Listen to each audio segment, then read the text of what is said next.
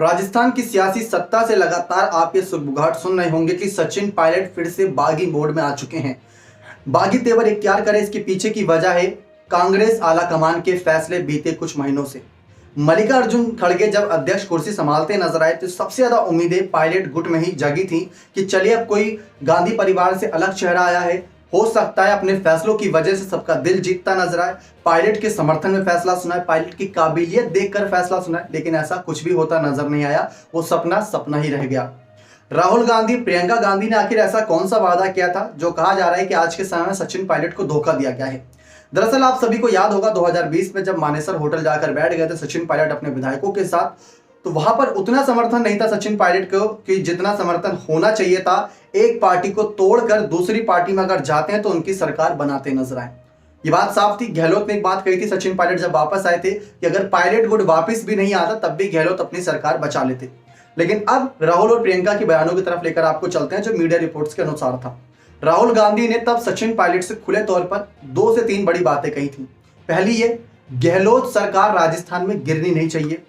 दूसरी ये, जब उनको कांग्रेस के आलाकमान रणदीप सुरजेवाला ने बयान दिया था कि सचिन पायलट के बगावती तेवर को देखते हुए उनको कांग्रेस के अध्यक्ष पद, जो कि सबसे लंबे समय तक राजस्थानी कांग्रेस अध्यक्ष रहे थे, उससे हटाया जाता और साथ ही साथ डिप्टी सीएम पद से भी उन्हें हटाया जाता। उनके साथ 2 मंत्रियों का और यहां पर हटाने का फैसला किया था, तो वहां पर बड़ा फैसला था। तो दूसरी बड़ी शर्त यही थी कि आप वापसी कर लीजिए डिप्टी सीएम और प्रदेश अध्यक्ष पद पर, लेकिन पायलट ने तब इनकार कर दिया था। पायलट ने अपनी बात रखी थी कि मैंने गांधी परिवार और अशोक गहलोत के नेता या अशोक गहलोत के खिलाफ कभी भी अपशब्द या किसी अन्य भाषा का इस्तेमाल नहीं किया जो उनको ठेस पहुंचाती नजर आए। राजनीतिक तौर पर बयानबाजी जरूर करी है। अब पायलट ने क्या शर्त रखी थी? पायलट की शर्त सूत्रों के अनुसार यह थी कि भविष्य का सीएम चेहरा राजस्थान का सचिन पायलट होंगे।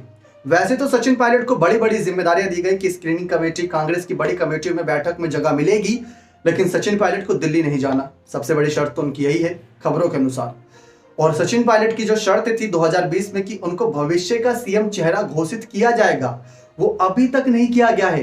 अप्रैल चल रहा है, महीने के यहाँ पर लगातार अंत को लेकर फैसला है कि क्या फैसला पायलट के समर्थन में आएगा या खिलाफ में, तो वो सबसे बड़ा सवाल है। और साल के अंत में चुनाव होना है, तो पायलट भी तो अपनी तैयारियां उसी लिहाज से करेंगे।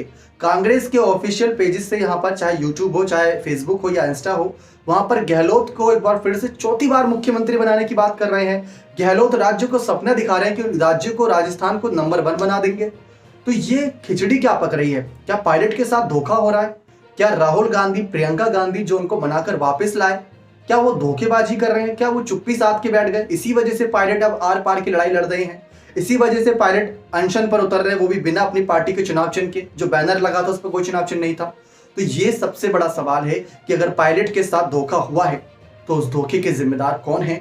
और अगर पायलट को सीएम चेहरा घोषित नहीं किया तो क्या पायलट अपनी ही पार्टी बनाकर खुद को सीएम चेहरा घोषित कर लेंगे? सवाल ये भी है क्योंकि बीजेपी में कई सारे नेता हैं जो सीएम पद की कतार में खड़े हैं। केजरीवाल भी इसी रण में कूद पड़े हैं। हनुमान बेनीवाल पायलट को पहले ही ऑफर दे चुके हैं। हनुमान बेनीवाल के साथ कई और बसपा के नेता भी पायलट का समर्थन कर रहे हैं। तो ये बहुत बड़ा एक मामला बनता जा रहा है जिसको नजरअंदाज अभी तो किया जा रहा है खबरों के अनुसार, लेकिन आगे जाकर यही छोटी चिंगारी बड़ी आग के रूप में बनने वाली है और पायलट गहलोत के लिए बड़ी मुसीबत बनेंगे। तो देखते हैं कैसे इस मामले पर आगे की रणनीति साफ होती है आलाकमान की। ये देखना बेहद दिलचस्प रहेगा कि क्या सचमुच पायलट की यही शर्त थी या इसके अलावा कोई और शर्त थी, क्योंकि अभी तक तो देखा जाए तो पायलट सीएम बनने की इच्छा जताते नजर आए, इसके अलावा कोई और इच्छा जताते नजर नहीं आए। बने रहें चैनल के साथ ऐसी और तमाम जानकारियों के लिए। बहुत बहुत धन्यवाद।